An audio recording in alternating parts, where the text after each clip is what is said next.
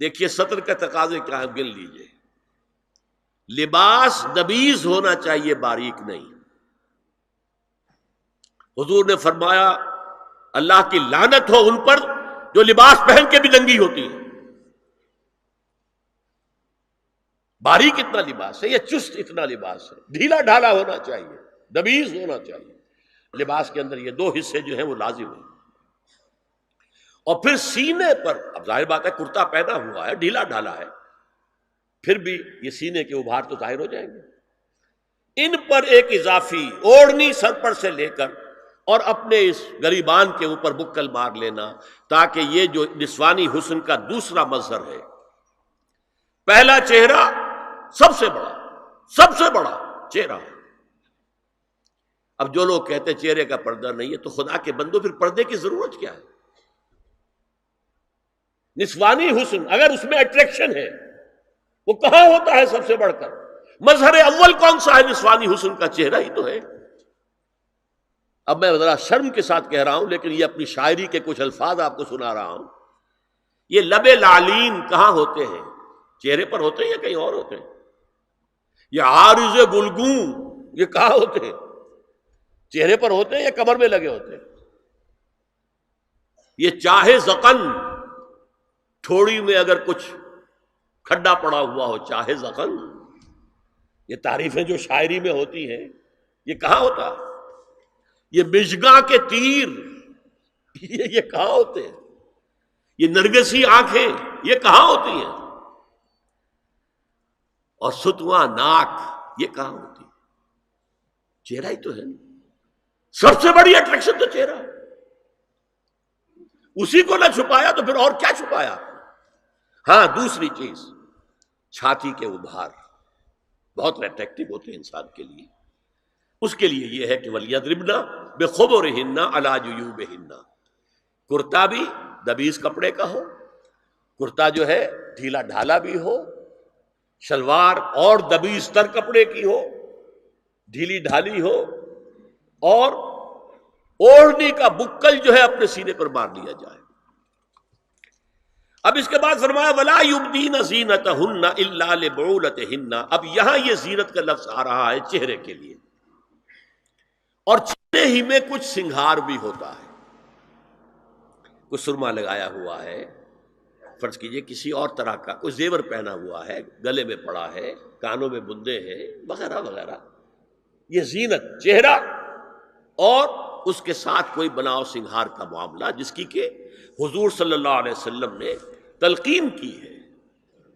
عورت کو گھر میں بند سور کر رہنا چاہیے، شوہر کے لیے اٹریکٹیو رہنا چاہیے. خاص طور پر شوہر جب آنے والا ہے شام کو دفتر سے، اس وقت عورت جو ہے بند سور کر رہے ہیں.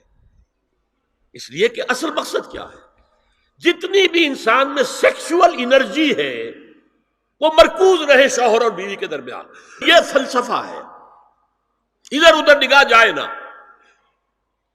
جتنا یہ bond of love in spouses کے درمیان مضبوط ہوگا، اتنا ہی خاندان کا ادارہ مضبوط، صحت مند اور اگلی اولاد کی تربیت کے لیے مثبت ماحول. اب ان کے لیے کہا گیا کہ چہرے کی زینت، اور چہرے کے اوپر اگر کوئی بناؤ سنگھار ہے، زیور ہے، تو اس کی زینت نہ ظاہر کریں. مگر اب یہ یہاں تفصیلی آئی ہے، جو محرم ہیں ان کی تفصیل، اور میں بیان کر چکا ہوں. محرم وہی ہے صرف جن سے کبھی کسی حال میں شادی نہیں ہو سکتی. بھائی سے کسی حال میں شادی نہیں ہو سکتی، باپ سے، دادا سے، چچا سے کسی حال میں شادی نہیں ہو سکتی، ماموں سے کسی حال میں شادی نہیں ہو سکتی. ہاں چچا کے بیٹے سے ہو سکتی ہے، وہ نامحرم ہے. ماموں اور خالہ کے بیٹے سے ہو سکتی ہے، وہ نامحرم ہے. تو فرمایا کن کے سامنے ظاہر کر سکتی ہے؟ الا لبعولتہن، سب سے بڑھ کر تو شوہر، او آبائہن، اور یہ آپ نے باپ.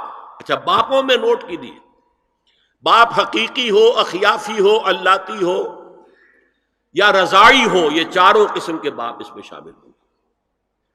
جس عورت نے دودھ پلایا تھا اس کا شوہر بھی باپ بن گیا.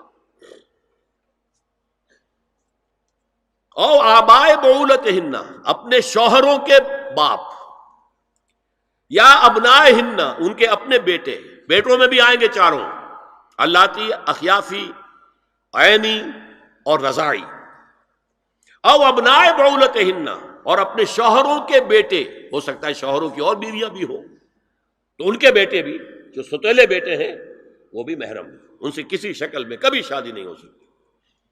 او اخوانہن، یا ان کے بھائی، او ابنائہن، یا اپنے بیٹے، او ابنائے بعولتہن، یا اپنے شوہروں کے بیٹے، او اخوانہن، یا اپنے بھائی، او بنی اخوانہن، یا اپنے بھائیوں کے بیٹے، او بنی اخواتہن، اپنا بھتیجا، شوہر کا بھتیجا نہیں، اپنا بھتیجا محرم ہے، اپنا بھانجا محرم ہے، شوہر کا بھانجا محرم نہیں ہے۔ او نسائہن، یا ان کی عورتیں، اپنی عورتیں، جان پہچان کی عورتیں، ہر عورت بھی محرم نہیں ہے، نوٹ کر لیجئے، نسائہن، عورتیں بڑی بڑی قطامائیں ہوتی ہیں، وہ کیا کیا فتنے اٹھاتی ہیں، آتی ہیں گھروں کے اندر، کیا ذریعہ بنتی ہیں پھر پیغام رسانی کا، اور خرابی پیدا کرتی ہیں۔ اور اس میں کمال ہے جو مجھے واقعہ سنایا پروفیسر یوسف سلیم چشتی مرحوم نے سر سید احمد خان کے بارے میں۔ اب وہ زمانہ یاد کیجیے سر سید کا، ابھی انگریزی حکومت باقاعدہ جو ہے وہ ملکہ وکٹوریہ کی شروع ہوئی ہے، روب کتنا ہے انگریز کا، اور لیفٹیننٹ گورنر جو ہے یو پی کا وہ کہتا ہے سر سید احمد خان سے کہ ہماری میری بیگم آپ کے اہلیہ سے، آپ کے گھر والیوں سے ملنا چاہتی ہے۔ سر سید نے جواب دیا ہماری عورتوں کا اجنبی عورتوں سے بھی پردہ ہے، ہماری عورتیں آپ کی بیگم سے نہیں مل سکتی۔ میرا سر جھکتا ہے۔ او ما ملکت ایمانہن، یا جو ان کے داہنے ہاتھوں کی ملکیت ہو، باندیاں، غلام۔ اس میں عرض کر چکا ہوں کہ اس میں کافی اختلافات ہیں، یہ بھی ہے کہ اس سے مراد صرف باندیاں ہیں، غلام مرد نہیں، یہ بھی ہے کہ مرد بھی ہے، اور یہ بھی ہے کہ مرد جب تک کہ وہ بالغ نہ ہو، لیکن میں اس بحث میں یہاں نہیں جانا چاہتا، یہ پھر فقہ کی بحث ہو جائے گی۔ اب التابعین غیر اولی الاربہ، کچھ ایسے لوگ بھی ہوتے ہیں، کوئی کسی کے گھر میں کوئی اندھا آدمی رہ رہا ہے، یا کوئی اور کسی وجہ سے کوئی مریض ہے، اسے آپ نے پناہ دے رکھی ہے، انہیں عورتوں سے کوئی سروکار نہیں ہوتا۔ اب الطفل الذین لم یظہروا علی عورات النساء، یا وہ بچے کہ جن پر ابھی عورتوں کے پوشیدہ حالات واضح ہی نہیں ہے، پتہ ہی نہیں ہے انہیں، ابھی انہیں جنس کا کوئی احساس ہی نہیں ہے۔ یہ ہے فہرست جو دی گئی ہے کہ جن کے سامنے عورت کھلے چہرے کے ساتھ اور اپنی جو اضافی زینت بھی ہو، کوئی زیور وغیرہ یا کوئی بھی سرما وغیرہ ڈالا ہوا ہے، یا کوئی سرخی کوئی لگائی ہے معمولی سی، تو اس کے ساتھ آ سکتی ہے، اور یہ وہ رشتے ہیں کہ جن سے کسی حالت میں بھی نکاح نہیں ہو سکتا، لہذا وہ ذہن ادھر جاتا ہی نہیں ہے، نارمل آدمی کا ذہن ادھر جائے گا ہی نہیں۔